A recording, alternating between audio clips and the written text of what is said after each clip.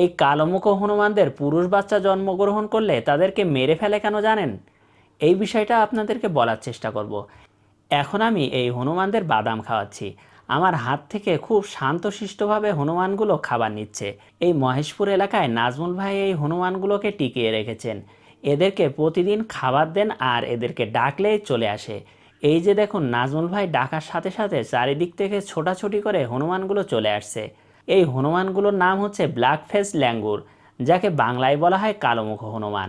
এই কালোমুখ হনুমানগুলো যশোর জেলার কেশবপুর, মনিরামপুর ও মহেশপুরে দেখা যায়। নাজমুল ভাই খাবারের প্যাকেট থেকে রুটি এবং কলা বের করে দিচ্ছে, আর মাঝে মধ্যে ওরা প্যাকেটের ভিতরে হাত দিয়ে দিচ্ছে।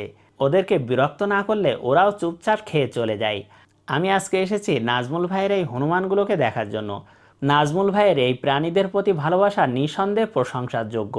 তবে এখানে যতগুলো হনুমান দেখলাম সবগুলোই মেয়ে, আর অনেকগুলোর কোলে বাচ্চা আছে। এই ছোট্ট বাচ্চাগুলো মায়ের দুধ পান করছে। আর এই হচ্ছে সেই পুরুষ হনুমান বা ওদের দলের নেতা। এই দলনেতা চায় না তাদের মধ্যে থেকে পুরুষ বাচ্চার জন্ম হয়ে তার রাজত্ব কেড়ে নেয়। এ কারণে অনেক সময় ওদের পুরুষ বাচ্চাদের মেরে ফেলা হয়। এখানে এসেও তেমনটা দেখলাম। এখানে এই একটাই পুরুষ ছাড়া বাকিগুলো সব মেয়ে হনুমান। আর যদিও কোনো পুরুষ বাচ্চার জন্ম হয় তাহলে তাকে এলাকা ছাড়া করা হয়, যাতে সে এই এলাকায় থাকতে না পারে।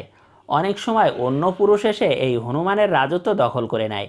আর যখন রাজত্ব দখল করে তখন পূর্ববর্তী নেতার বাচ্চাগুলোকেও মেরে ফেলে। তবে এটা সব পুরুষ হনুমানের ক্ষেত্রে প্রযোজ্য নয়। আর ওরা খাবার নিচ্ছে আর খেয়ে খেয়ে গাছের মাথায় উঠছে। একটা হনুমান তো পুরো প্যাকেট নিয়ে গাছের উপরে চলে গেছে। এই যে দেখুন, নাজমুল ভাইয়ের কাছ থেকে খুব শান্তশিষ্টভাবে খাবার নিচ্ছে।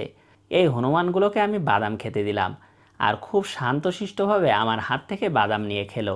এই প্রাণীগুলোর প্রতি নাজমুল ভাইয়ের এই ভালোবাসা দেখে আমি মুগ্ধ হয়েছি। তার এই কাজটা সত্যিই প্রশংসনীয়।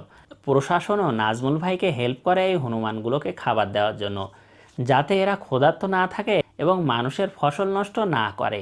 তারপরে ওদের জন্য একটা রিজার্ভ ফরেস্ট থাকলে খুবই ভালো হয়।